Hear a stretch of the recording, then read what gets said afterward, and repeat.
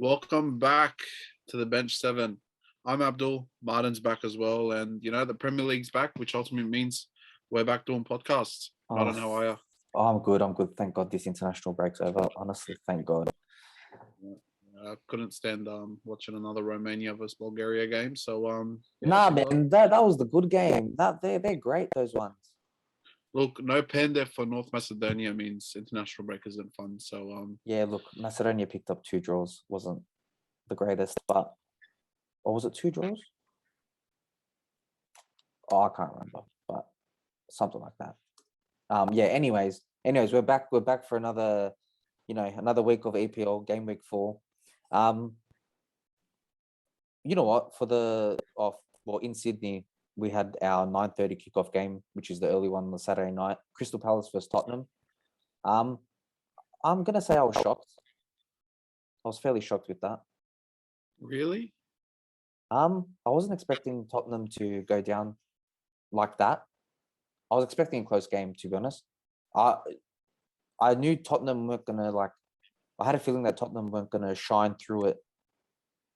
With like a 2-0, 3-0 win, like a pure dominant display.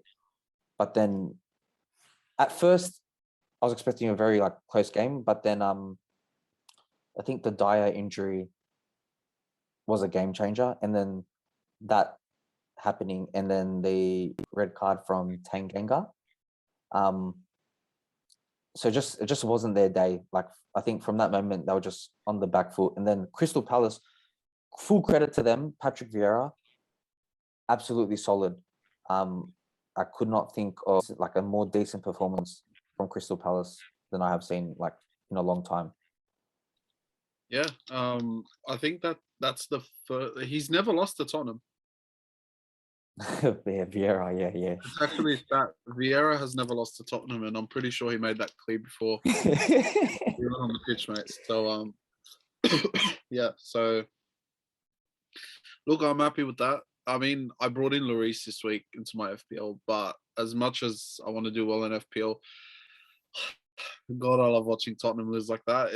It brings me joy. We may have had a bad start to the season, but any battering of Tottenham makes me happy, man.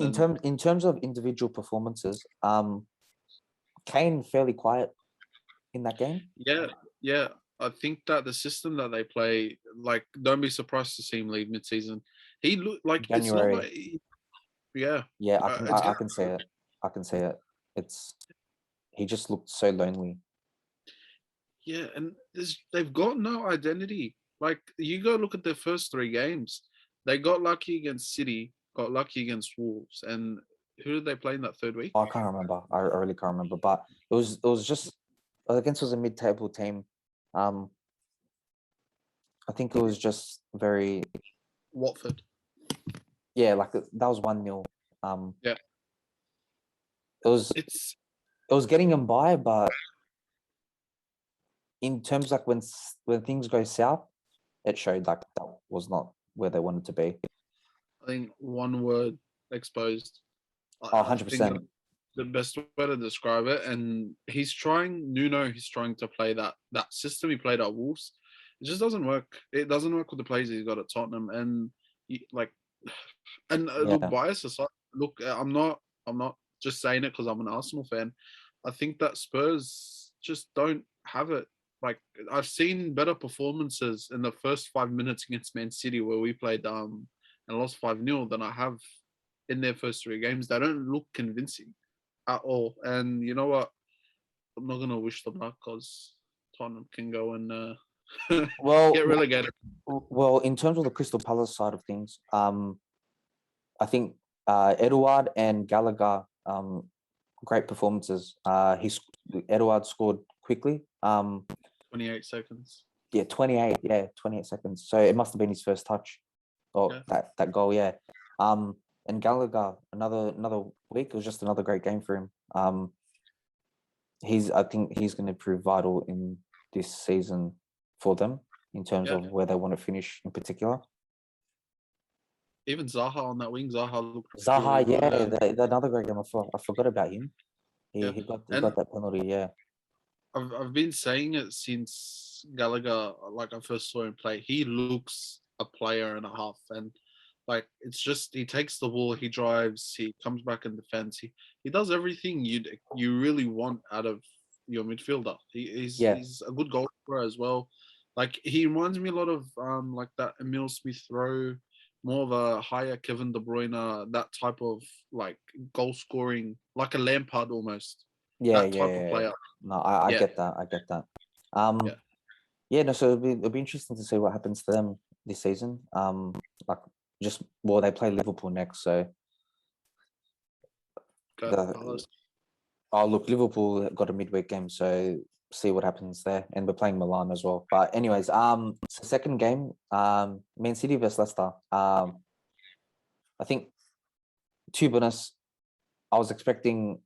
I honestly thought like if there was a game for Madison to make a name for himself and shine back to where he was or how everyone thought of him, it was going to be this game here.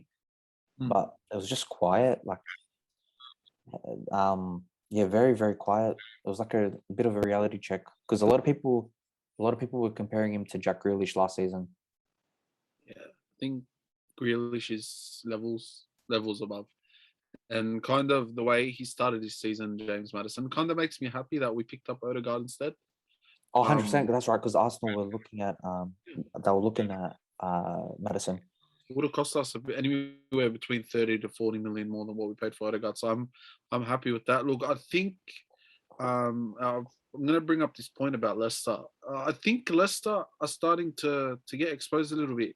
I'm starting to see a pattern when they do play bigger teams and teams on their level, like anywhere in between your top, say, 6 to 7 teams in the league. When I say that, I mean like big six and the clubs around them, not so much the positions they are in.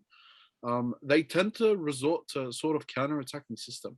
And when they go have to chase a game, they struggle to actually get a system together where they're able to take a game on, and they only end up conceding more and more after that. Look what Well, happened against West Ham well, 2 weeks ago. Schmeichel was key for them. He was making saves left, Mm. right, and center.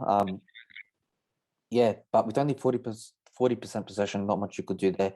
But in terms of the Leicester side of things, would you say like it's just their squad, considering that they're also playing in Europe as well? Like the quality of players that they have is not up to par.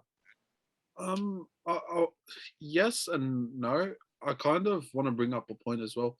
Maybe it's Brendan Rodgers. Remember, Brendan Rodgers, wherever he goes, he has a good 2 to 3 years, and then he starts to dip off. They don't have a plan B. If you think of it, Yeah, they have a I know what you play. mean. Yeah, like they tried to play a similar transfer tactic to Liverpool, that Moneyball style thing, but they don't play Moneyball with 30 million. They're playing Moneyball with a lot smaller, like it's a much smaller budget at the end of the day. So you got to think like you can only do so much with a 10, $15 million signing compared to that $30, $35 million signing.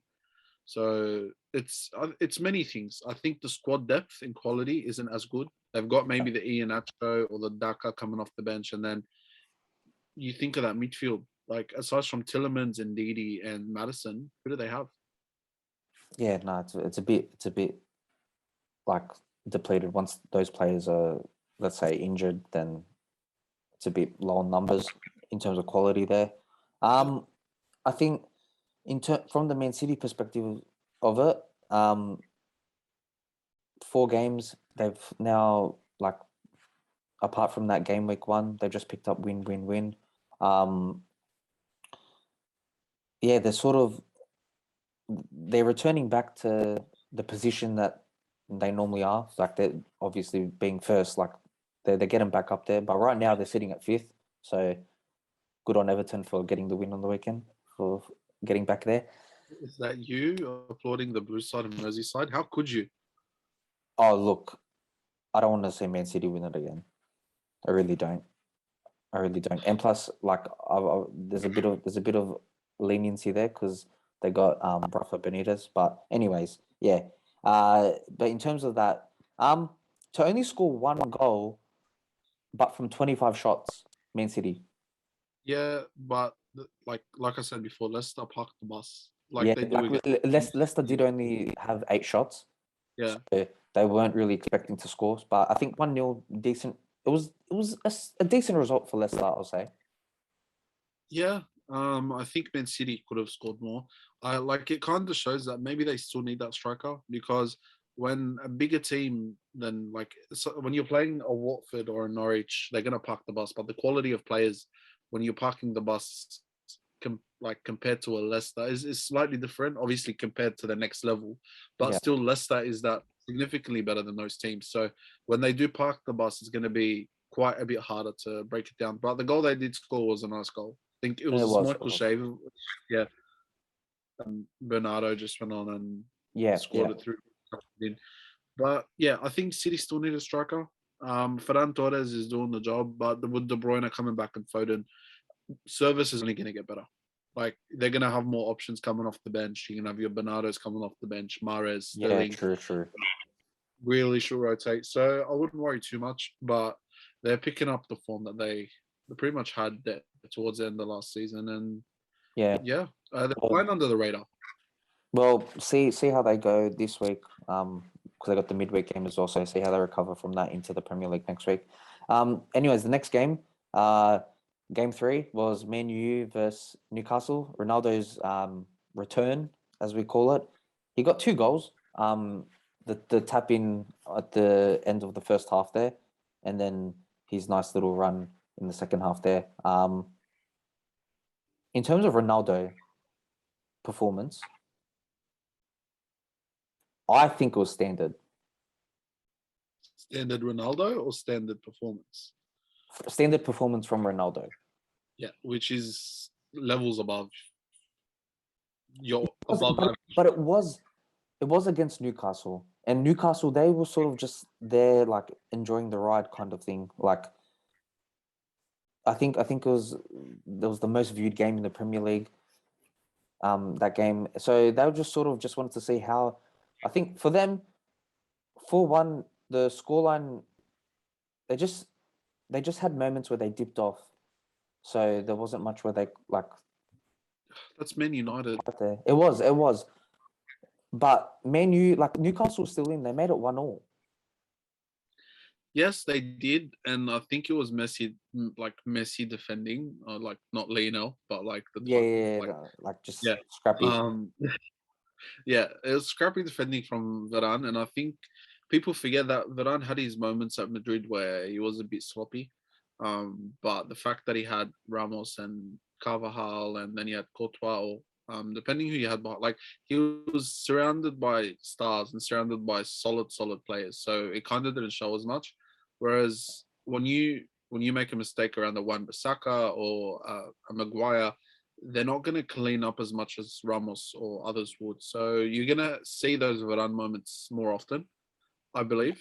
If you remember the game against Man City in the Champions League, that led to a goal. Yeah, that's Like, right. It did. Yeah. Um, yeah, but in terms of the menu, like in terms actually before we move on to the menu, players part of it, in terms of Newcastle, like it was sort of just like an A for effort kind of thing, really. Just want to put it out there. Like there wasn't much to we could really expect. But like they got 1-0, but once that second goal, it was sort of just floodgates open. They sort of like just felt lost, like they couldn't get much. But now going back into Man U side of things, um, now Pogba and Bruno, great goal by Bruno. Pogba, he got an assist. Well, it was a decent performance from him anyway. yeah. Yeah, no, he was looking good. Oh, they both were. Um, yeah, I think I got to mention that Pogba is playing out of position. Yeah, He's he's playing playing, defensively. Yeah, yeah. And the fact that he's had 7 assists in 4 games and Ronaldo being in front of him is probably going to help that more than harm it. Like he's starting to come out of his shell a bit more. We're seeing the Pogba at Juventus rather than the Pogba that's kind of, I wouldn't even say Juventus. I think there was a season where they had Zlatan and Pogba had a season and a half that season as well. So yeah, like we're starting to see a more confident Pogba. Bruno's like the goal was like top notch, top shelf goal, but he was quiet. yeah. I didn't notice him too much during that game, but I think Apart from that goal, even Jaden Sancho, I felt like he was just lost. Like Okay, I've told you, I said this probably like before. Sancho is a top quality player. He is, 90, but 90 million. You paid all right, like big money for him, but like it shows that sometimes the media can cover what it wants and cover what it doesn't. If that was Pepe or Havertz or like like even like a Salah, for example, if they're off their form, they get slaughtered in the media. So everyone's been quiet yeah. about Sancho. So yeah, like I guess maybe it just wasn't his it just wasn't his day. It was that day was it was that specific day was built for Ronaldo. Yeah, but it hasn't been his day the past 4 weeks as well. Yeah, I don't know. I'm just, like it can take players a while to adjust to the Premier League. It's so very different, especially coming from the German league. I think like any players that they brought from foreign from foreign leagues apart from Varane, like oh man, you Yeah, have just sort of chucked them in straight away. Whereas like I know with Liverpool, like we haven't chucked our signings in straight away. Like we signed Fabinho and he didn't start for like 4 or 5 months. yeah. But it's not like he's gone from like a Bayern Munich to United where it's quality moving to quality. It's adapting to the players. He's sort of gone to from a Dortmund who aren't as strong as United in terms of an 11. Yeah, they have Haaland and they have Sancho, but as an 11, they can't match United. He's playing with players around him that are much better than what he had at Dortmund, and you'd think it'd help him a bit more, but it's not. So, like, Yeah, just more so see what happens really. Like hopefully things can change for him. And but he's English as well. Don't forget that. yeah, He look, grew up. they love and the press would love to hammer him because that's just how they are. But it's just the Yeah, media wants to pick, and dictates that. So, but that's aside from the game itself. But yeah, I know you it's said that's a completely different topic in terms of the media. That's another thing for another day. you know Um, before we move on to the next match, got to have my moment for a second. As a Ronaldo fan, oh, see. All right, we can move on now. all right, I'm gonna edit that out. So game four, Southampton versus West Ham, Yeah, fairly quiet. Except for the Antonio red card in the last few minutes.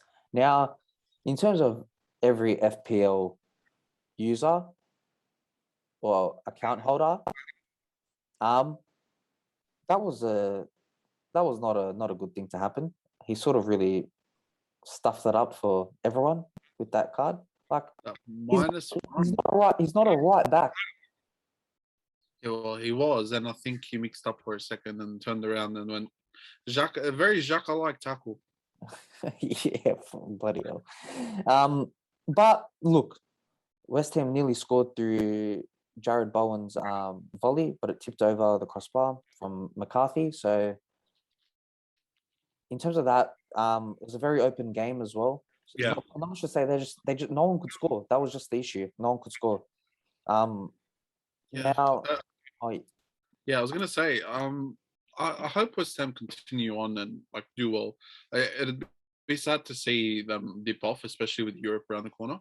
So, like, I worry for them a bit because if they're picking up a bad slump of form now, they're not going to be able to make it through that whole group stage section and playing in the Prem as well. And I want them to go far. I want them to go far. yeah, But you just sort of see what happens. But the next game, I'd say Wolves and Watford. Wolves got their first win of the season. We got a debut goal from I'm gonna butcher this name, He Chan Huang. He Chan Huang. Yi Cheng Huang. Yeah. All right. Anyways, yeah, he got a debut goal there. But then Siriota with an own goal, class header, into his own net. But Yeah, in terms of that, I think Wolves they got a few like that. It took them a while to get started, but now that um they're they're back and they got a good few run of games, so it's just sort of see what happens with them. There's not much to really say. They've sort of flown under the radar a bit. I think they've been more impressive than their old coach at his new team. The way they've played, they've been more appealing to watch. In terms of style of play, I'd probably say like it's the same. Like Oh, I do enjoy watching Wolves play. Just like their squad isn't as on par compared to some other clubs, but in terms of one of those like midfield or high midfield table teams, I think they can sort of yeah. Like surprise everyone there. But they have a couple players. they do, yeah. But it's just I think for them, like they had a few. It took them a while to get started. That's really all it was. It took them a while to get started. Now that they needed that win to really get going. So now it's just gonna more so see what happens really. Yeah. Um, do you have anything you wanted to put on that one or? No, I think that yeah, it's the battle of the teams that start with W. So Yeah, honestly, I think it is too. Now now I've got another thing with this one. Arsenal versus Norwich. Or we can talk about Brighton and Brentford. Which one do you want to go through first? Actually, no, we'll go through Arsenal versus Norwich. Yeah, so now Arsenal, they picked up their first win, 3 points. Mind you, just before the recording, I heard he was saying if they did not pick up a win, he was going to be chanting Mikel out, Mikel out. But look at him, he's picked up a win now. He's saying, I love him to bits. He's going to stay and win them the league, but we'll see what happens there. oh, Mikel, we want you to stay. Oh, mate, yeah. So Arsenal fans should be content with the victory. But with the return of players, I think you can agree with me when I say this. The individual performances from Ramsdale in goals, Tomiyasu at right back, where everyone had something to say about him, and Partey, he came on and really changed the game. So what were your thoughts of the game? Yeah, I think Partey. If any Arsenal fans or any of like I'd say the ones that watched the preseason saw his performances, that's what we've seen all preseason. Is he really looked like he was going to get to the level we wanted him to get, and just coming on, seeing him play like that, kind of proved us right. Hopefully, it continues. And he, like when he gets back to full fitness, we saw something when he brought him on. He switched to a 4-3-3, Yeah, something we haven't seen him do in a while. And I think that the minute he switched to it, we looked a lot more fluent in attack. And I'd say he tried to do that last week. I wouldn't say like, yeah, when we played Man City, but in a sort of like a back three version yeah, of that, where he tried to play that three at the back and then Xhaka in front of them. It doesn't work with Xhaka. It works for Partey. And I think having Smith Rowe and Odegaard attack in the midfield at both sides, and then your front three attacking really well, resulted in 30 shots that game. So, like, we scored one goal out of 30 shots. So, and yeah. it was a 30 scrap shots. goal Yeah, as well. It wasn't even like a proper goal. Like, it was a scrap over the line. So, look, at yeah. the end of the day, we won the game. Tomiyasu looked good. Looks a really good player. I don't think he could have picked another player that fits the system that well, personally. Well, So yeah, it's more now. So I think Arsenal fans can be more content with Mikel's project. I see the project that he's trying to do here. I have for a while, but Arsenal fans are probably up there with the most impatient, least understanding. Um, Fans, yeah, there's another word I want to find. supporters. Oh, No, to describe us, it's more so that yeah, ungrateful. yeah. No, that's mate. I'm spot on, mate. Spot on. I'm an Arsenal fan, so it's coming from me. And like, you can't. I just think that we need to take a step back, realize where we are as a club now, and it's not so much that we're accepting where we are. It's more so that we had a manager, one of the greatest managers to ever coach this game, leave 5 years ago, 4 or 5 years ago, and we all knew at the end of the day when he leaves, it And was going to take nothing. a bit to recover from that. Yeah, Well, it was a bit like the Sir Alex effect. When he left Menu and they brought in David Moyes, it just wasn't right. Then who came in after David Moyes? I've gone blank. the Louis Van Gaal. Yeah, Van Like, Gaal, then Mourinho came in. Mourinho, yeah, all that. I, hopefully it ends with Mikel. Like, it just, I don't want to bring in another manager. Look, there's a stat I brought up to you earlier. We have the youngest team in the league. But it was like it was good to hear that. We we fielded a whole back line under the age of 24 against Norwich.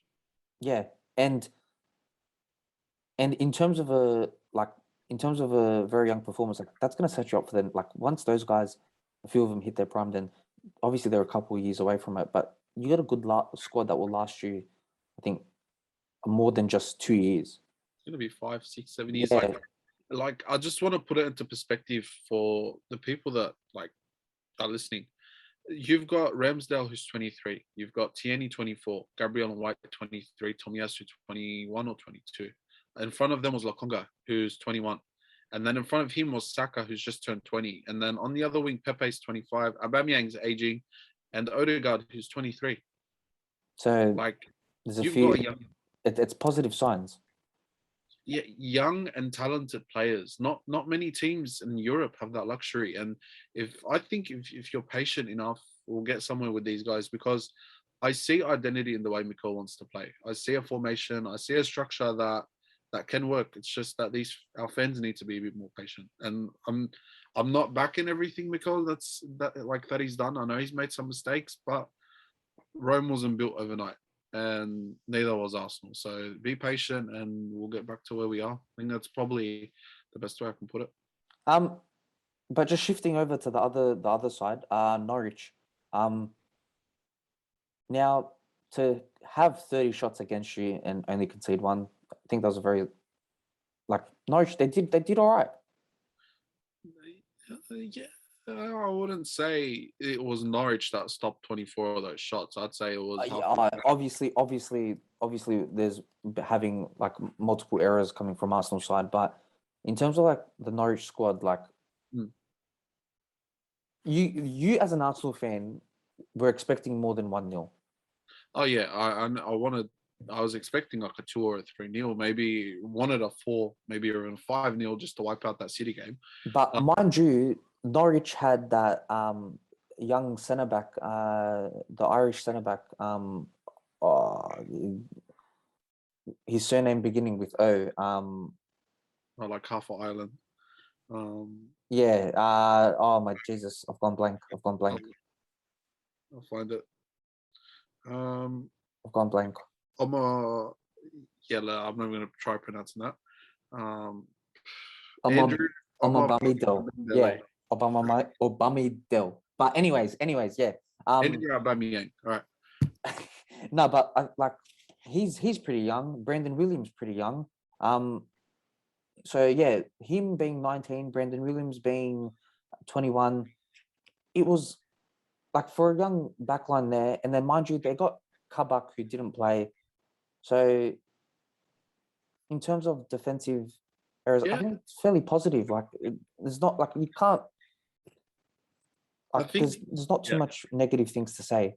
No. I think Norwich. I applaud the way they try to take on a game. They done it against you guys, against Liverpool, and they done it against us. They play a possession style of football, and they try to take. They enjoy their football. Like that's all you can ask for. Like you don't want to be playing like parking the bus every game. Like it's probably a different point of view given Norwich know that they get relegated quite frequently. They finish at the bottom half of the table all the time. Like they go into each game and like play like they've got nothing to lose, and that's all you can ask for from your players. And I applaud Norwich, but yeah, I think having a young team for Norwich is different to a club like Arsenal having a young team. It's two very different things. Yeah. But yeah, like I can applaud Norwich. I respect what they're doing in their project, and yeah. Yeah. Well, shifting over to the next game. This game was very last-minute drama. Brentford versus Brighton. Trossard with the winner, and the Brighton dug deep. They dug deep for that victory. Now another thing I want to bring up about Brighton: are they going above expectation? Because I personally saw them as one of the clubs that would be well in that relegation zone from game week 1, and to only lose to Everton. I think so. I think it was Everton. Yeah, it was no, it was Everton. It was Everton. But they, apart from Everton being of quality that they are, which is much yeah, different to Brighton, but they played teams that have all been like around that relegation zone, and they've gotten past them 1-0, with a few against Watford, I'm pretty sure. But just like performances like that, like they're winning the games they're supposed to win, and they're also winning the games that they need are to. 50-50 to more than just stay up, to push for that top half of the table finish. Oh, They're defying expectations right now, but it's about keeping it up. yeah. That's all it is. I think mean, as the weeks go on, we'll really see how everything plays out. But right now, I think they're beating the teams that they need to for that relegation fight. oh, definitely, and they look safe right now. We're 4 weeks in, I know, but they do look safe. But I always bring up that example of Norwich from 2 years ago. Started off as a flyer, beat Man City at home, and then went on to get relegated. So Yeah, you can't judge; it's too early. So, but oh, yeah, 100%, 100%. right now they are defying expectations. But it's about consistency in the Premier League, and if you can do that, you'll do really well. Yeah. Well, then that's it for that game. But the next game, standard performance from Chelsea. They played Aston Villa. There's from the Aston Villa side of things, they just sort of started on the back foot there. Like it just there wasn't much to really challenge there. I think they went in knowing they weren't really going to win that game. To be And honest, and personally, I think it showed. yeah, they gave up from get go. The get go kickoff, like it's disappointing to say. Like they had some opportunities here and there, but it's like if you go in head down from the beginning, then you're setting yourself up from.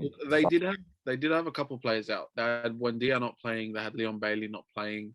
But ultimately they still had Ings. They had Ollie Watkins as well playing there. Is Jack Grealish missing? Showing is that 100 mil? Well, by the sounds of it, he's probably worth more than 100 mil to them. Like as in terms of what he meant to the team and its success. Money doesn't buy you success, to be honest with you. But then the question, I think, if you're gonna talk about it like that, I think the question you need to ask is, would a Jack Grealish impacted that Aston Villa versus Chelsea result today? Possibly.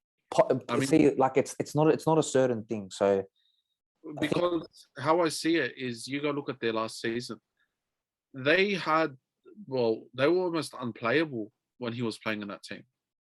And then when he got injured for a certain period of that season, they flunked. They ended up finishing 10th or 11th or whatever it was, when they looked to finish in European positions at one point of the season. So I think that he meant more to that team than that $100 million they got for him. And money can't replace that type of quality and feeling in a team. So, well, Man City are reaping the rewards right now with him in the team. So yeah, no, that's true. That's true. But in terms of the Chelsea side of things for that, Mendy clean sheet, proving that he's proving to be one of the most consistent keepers on the planet. Yeah. Now we had Lukaku with a double there. Great finishing, I must say. Yeah, it was like this signing is really showing now. Like he can he's got potential to be on par with. I don't want to say Cristiano Ronaldo. I want to say the Harry Kane from last season. Yeah. But he was in the Serie A last season with Cristiano. So I don't know, because I maybe didn't pay attention to it, the Serie A last season as much. But right now, like just comparing striker for striker, like number 9, Lukaku is definitely one of the ones up there. Yeah, but one's got Tuchel as a coach, and the other has Ole Gunnar Solskjaer. I don't want to offend United fans, but I just have a feeling Ronaldo is probably going to have more of an impact on that team and his teammates than Ole Gunnar Solskjaer is as a coach. Like that's just the vibe I get. Like I can imagine, he'll rock up into training, and then Ole will be like, "Nah, we're going to go through this drill," and then Ronaldo will be like, "No, we're doing this drill. I mean, the boys didn't have their custard and crumble or whatever they Yeah, had. I heard that. Yeah, they didn't have their custom crumble because they didn't want to get yelled at. Oh, imagine that. You can't even just eat what's at your club. Like, he's living the life in Manchester now, and I saw photos of like his son, just like him and his son at the park or whatever it was, and they're living like the Manchester life now. And Yeah, no, but Jaden Sancho couldn't grab his custard, so it's a shame. It's a bloody shame. But yeah, but in terms of that, with that game, the Chelsea game, the Sal performance, that's the one thing I want to crack into. It's going to take some time for him to adjust. I think that's something that needs to be said. Yeah. Coming from the La Liga, it's league for league, they're two very different, especially right now. The Premier League, like I think for the past few seasons, with English teams have dominated the Champions League, showing that there's Europe dominance in England. So I also think that gonna be a where bit he tough. came from plays a big part, very big part. I think that Atletico Madrid play a very specific style of football, and Yeah. every time a player has left that team, they've struggled a little bit before they've clicked into form. Griezmann never really found his feet at Barca. He's found his way back to Atletico now. Thomas Partey struggled with injury, struggled with like, I wouldn't say more so fitness wise, because Atletico do play a very like box to box. Like everyone's always constantly coming back. Yeah, like Simeone has set that up really well. Rodri at Man City as well in his first season. Yeah, Like, took him a bit to get together, and then he's picked up form. I think give him a month or two or so, and he'll be up to scratch. But yeah, we'll see what happens by Christmas. very Thiago-esque. How he settled in. 100%. Yeah, took him a while to jump in, but well, I guess they really didn't need him because they got the whole squad, and it was an easier game for Chelsea to just play him. Their selections are crazy. Like take off They're stacked. Saul Conte, Jorginho, Kovacic, Mason Mount, like Kai Havertz can play. Like it's crazy. Yeah. Sorry, we got about Conte. Oh yeah, for Kante, yeah, like the squad is just, it's stacked. Anyways, I think from the Chelsea side, there was fairly average. Like it was good performance, but what else were we expecting? Like as fans, I don't think there was much like anything else that we could have been expecting. Yeah, no one was really expecting Villa to number on Chelsea, and Yeah, you can't really see Chelsea, like their mentality is just like to show something about German coaches. yeah, there is, yeah. Well, moving on to the next German coach, Norbert. Jurgen Norbert Klopp. Victory against Leeds, Liverpool with the victory. As much as it felt good to see Salah get his 100th goal, Liverpool win 3-0. Mane score after 10 shots. It was a bit disappointing for the fans because then Harvey Elliott, that was a very dangerous injury. Yeah, he just went down so quickly. They didn't even show replays of that, but wishing him a speedy recovery there. Now moving on to that game in particular. Now, before I let's just go through it. Red card or not red card? What do you stand, or where do you stand? It's a red card. I mean, it's a red card. It's not cool. It's what happened. That's what it is. Yeah.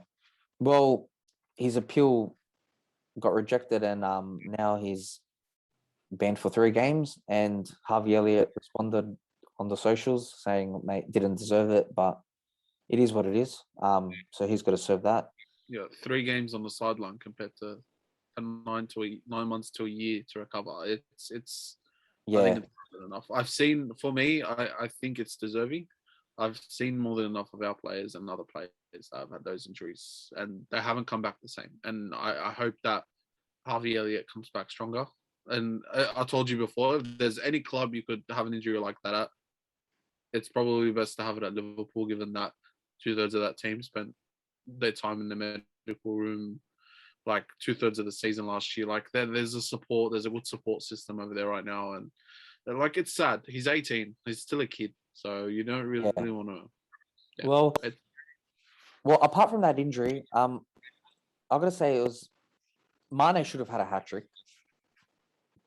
more than a hat trick. He should have like scored enough goals to last him the first third of the season that game.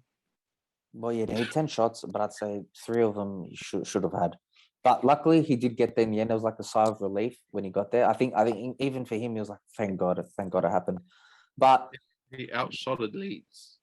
yeah, he did. That's right. Now, with the Liverpool squad, one thing I do want to touch on is the midfield selection, because we know that Elliott started all games. Where Fabinho took a while to settle in. Then you had Thiago, Henderson, Milner, Ox. So that midfield three, I think Henderson will jump straight back in. Yeah, no, you're going to say something? I'm gonna make a shout here, and I know this isn't gonna happen, but I reckon this is what Klopp should do. I think that you keep Thiago and Fabinho in the midfield. I think you bring in the third centre back and you play a 3-4-3. I think what you do is you play Van Dijk, Matip, and Gomez or Kanate, or one or the other. You have Trent and Robbo, left mid, right mid, or left wing back, right wing back.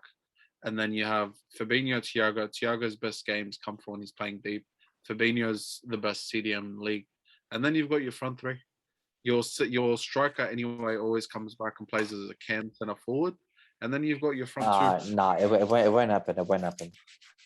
I think it would work. It could work, but It frees up fullbacks. I don't think Klopp would be. He would feel like himself managing that. He's very stubborn with, like, remember 4-2-3-1, then 4-3-3.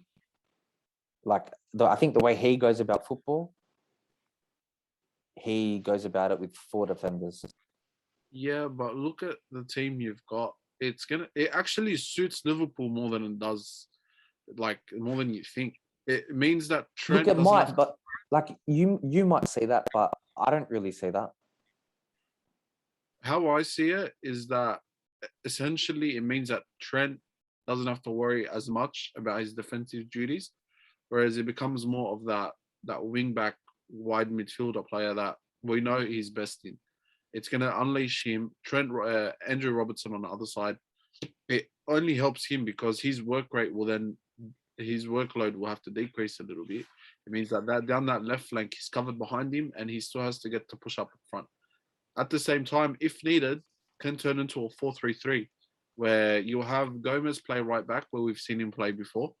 You have Andrew Robertson as a left back, and then Trent moves into the midfield. I get what you mean. Like it can. I just don't see it happening. Like right now, Liverpool's system, like, it's not broke. It's not broke, but it could work. It could, but I don't like. I'm more of a, if it's not broke, like, don't fix it. Agreed.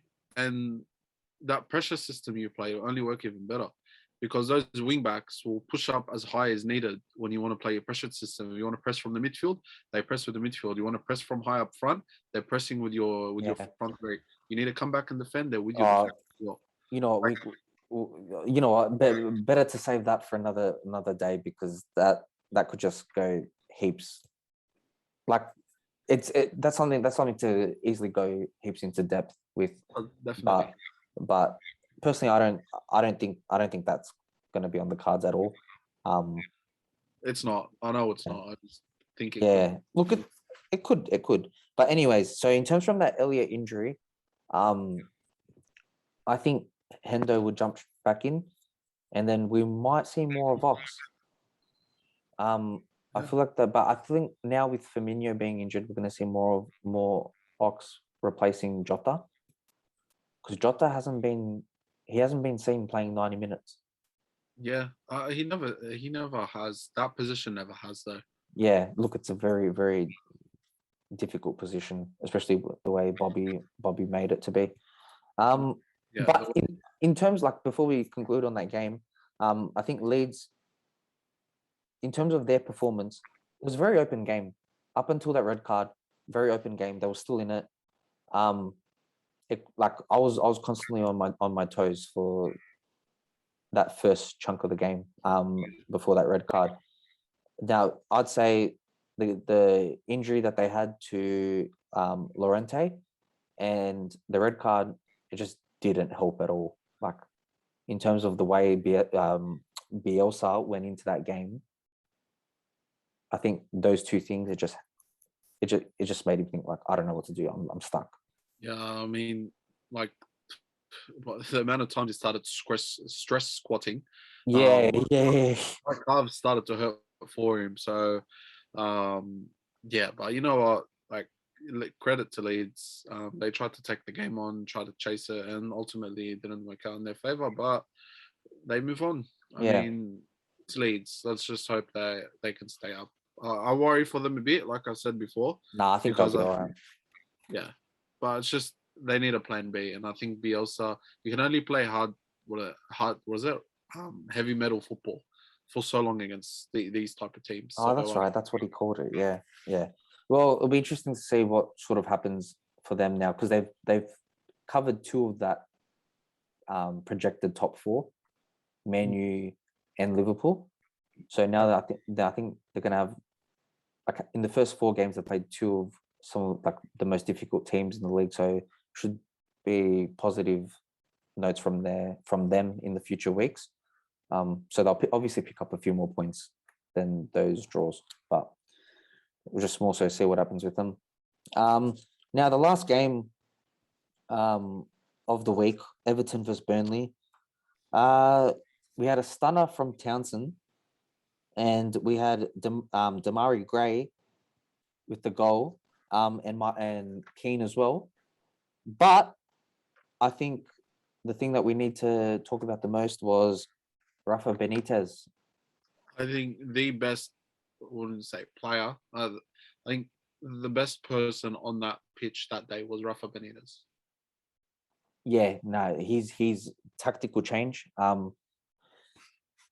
Spot on. It was a risk. It was a risk, but it paid off. Because I heard the interview after. He said that last time he played, well, as a coach, last time he coached against Burnley, he did play a back three, and he thought it could work this time. It didn't, and he made the call, and it worked. And 3 goals in 6 minutes, won them the game eventually.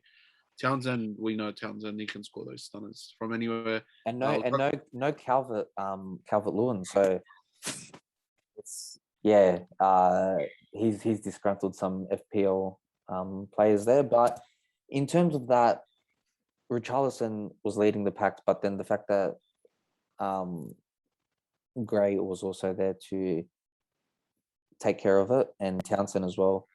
It just shows, and even then their midfield as well. They've got Allen, who played. They've also got James, who's not playing, but he's going through his own troubles there at the club. There, I think he's going to be finding a new club Yeah, in January. But that was a Everton. For Everton. That was a very solid performance. For Benitez, I think Everton have realized now that for them to progress from that mid-table club to a fighting top five club would be manager, because they went from Carlo Ancelotti, now Rafa. Hopefully Rafa wants to stay there, as much as I don't want to say it, but like, he needs to be coaching. He's a great coach. yeah, but we saw with Carlo Ancelotti, they started off very well and then they dipped off. Their quality in depth isn't as strong as other clubs, and eventually we'll see that. And They could potentially do well because they're not playing Europe like West Ham, Leicester, Tottenham. yeah, So they got agreed. But again, proofs in the pudding. Happened last year, could happen again. it could. Just more so see what happens there. But yeah, I wasn't expecting Burnley to really change that game. I was Brexit. I thought if they started off well, they could have maybe gotten a draw, or they were on the verge of it, and then the tactical change there. But I swear, you don't ever see them scoring normal goals. who? It's always a set piece. Burnley, it's always a set piece or a corner or something like that. Like, Yeah. they're what people call Brexit football.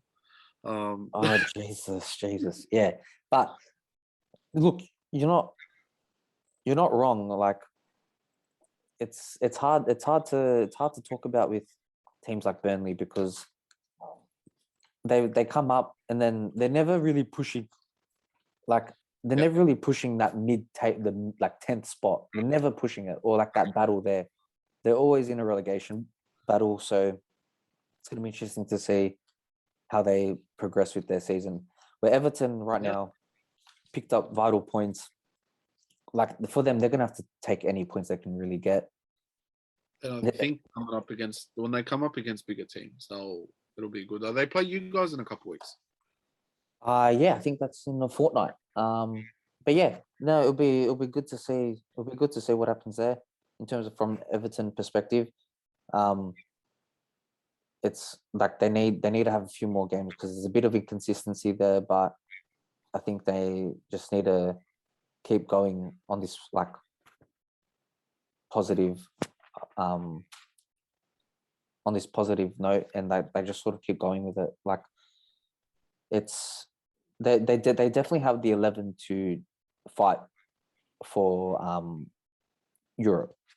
Oh, yeah, definitely. I think their aim should be maybe an FA Cup or a League Cup, something like that. Well, however that is, they could get there, especially with Rafa there, and excluding James Rodriguez because I don't think he was going to be staying, but there could be like they could surprise a couple. Yeah, they could have another. Rafa could have his own version of Istanbul with Everton. Maybe that night in Manchester or something. I don't know. Oh yeah, who knows what happens. But in terms of the weekly roundup, that's it really. I don't have much else to say. What about you, Abdul? Not much other than I've taken the lead in FPL against Martin over there, and Yeah, but you use your wild card, so yeah, that's another topic. But used it and used it well, and I've planned ahead now. Good luck catching me, mate, you're gonna have to make two subs. You got Calvert Lewin, and you've also got Antonio. That's two subs. Take a 4-point deduction, mate. Take a 4 point. Anyways, and on that note, thank you guys for tuning in. We'll be back next week with another roundup. Take care, guys. Peace.